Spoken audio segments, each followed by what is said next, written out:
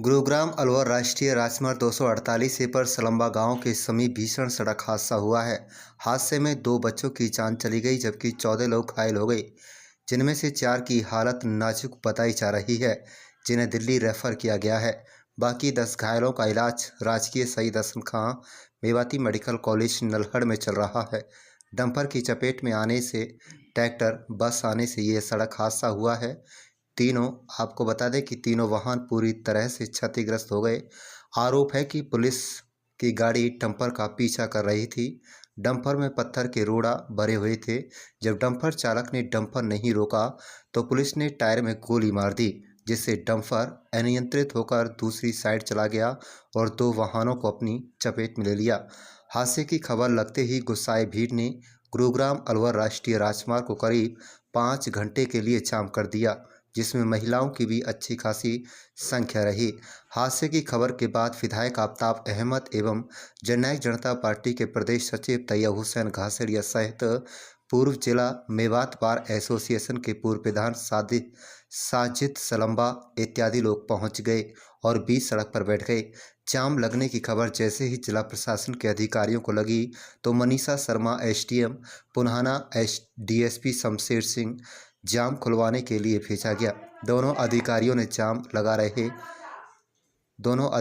जाम लगा रहे लोगों से बातचीत की, जिसके बाद यह सहमति बन गई कि मृतक दोनों के परिजनों को डीसी रेट की सरकारी नौकरी तथा 2-2 लाख रुपए का आर्थिक मुआवजा व घायलों का इलाज कराया जाएगा। इसके अलावा जिन पुलिस कर्मचारियों की वजह से हादसा हुआ है उनके खिलाफ लिखित शिकायत मिलने पर कार्रवाई की जाएगी।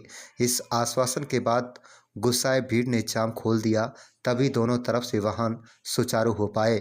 मरने वालों में एक चाय बनाने वाला 12 साल का अबरार निवासी सलम्बा नाम का बच्चा है तथा दूसरा राजस्थान का रहने वाला मुनफरीद है, जो अपने ट्रैक्टर थ्रेशर मशीन को लेकर मजदूरी के लिए नूंह जिले में आया हुआ था। आप देख रहे हैं नूंह से लियाकत अली की रिपोर्ट। इंजर्ड हो चुके हैं। जो इंसिडेंट हुआ अभी ये सभी बैठ के ये बात हुई है, ये जो लिख के देंगे उसके हिसाब से हम तुरंत एफआईआर दर्ज करके सबसे पहले हम पोस्टमार्टम कराएंगे।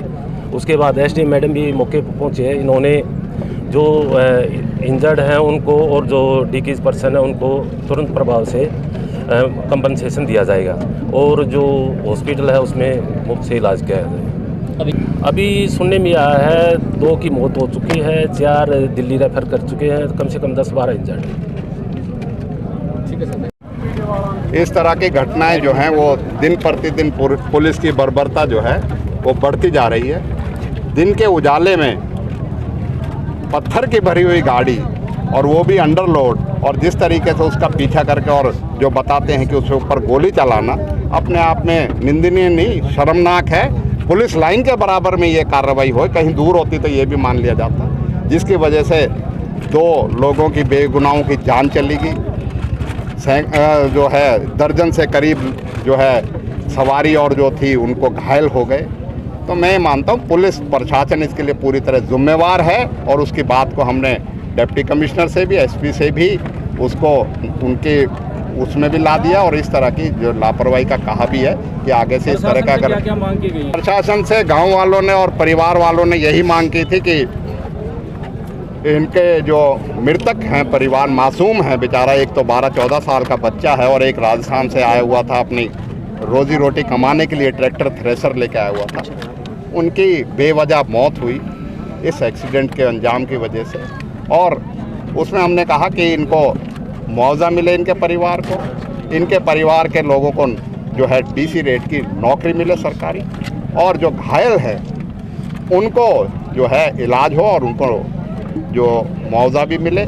इसके साथ साथ इस तरह की आगे घटना की पुनरावृत्ति ना हो, नहीं तो हमारे सब्र का पैमाना जो है वो उसका सब्र के पैमाने को ना ये इम्तिहान ले तो अच्छा है। और मैं ये कहूँगा कि प्रशासन भी सजग होके इन चीज़ों के प्रति जो है इतनी घटना ना हो उसके लिए पहले ही कदम उठाए। और आपके बीच में मैं कहना चाहूँगा, हमने ये मामला विधानसभा में भी उठाया। खनन ना होने के बावजूद भी हमारे इलाके के डंपर वालों के साथ खास तौर पे करोड़ों रुपए का जो है लाखों एक ट्रक पे जुर्माना किया जाता है। ये भेदभाव की भावना जो है, ये इस तरह की भावना हम विधानसभा में कह चुके, इसका बर्दाश्त नहीं होगी और इसके लिए हम आगे भी इस प्रशासन को और चंडीगढ़ में प्रशासन को भी अवगत कराएंगे कि इस तरह का नाइंसाफ़ी हमारे इलाके के साथ ना हो। इस चीज़ के लिए कदम उठाए, वरना हमें को ना कोई कदम उठाना पड़ेगा। सरकार की पॉलिसी है, उसके तहत मृतक के लिए मिनिमम 2 लाख होता है और जितना हो सकेगा उस तरह से हम केस तुरंत भिजवा देंगे।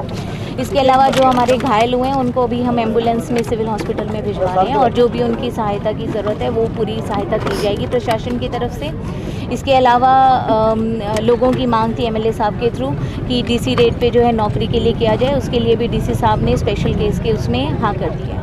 पुलिस उसमें तुरंत कार्रवाई कर रहे हैं। डीएसपी साहब ने हमारे एश्योर कर दिया है, एसपी साहब से भी बात हो चुकी है और आगे इस तरह का कोई भी हादसा ना हो उसके लिए भी एसपी साहब जो हैं एश्योर किए उन्होंने, वो उस तरह के पूरे कदम जो है उठाए जाएंगे। मेवात तो इसके और क्या कदम उठाएगी पुलिस? नहीं, बिल्कुल जायज़ कदम उठाए जाएंगे जिससे कि कोई भी किसी के साथ जो है नाइंसाफ़ी ना हो। 7 बजे की घटना।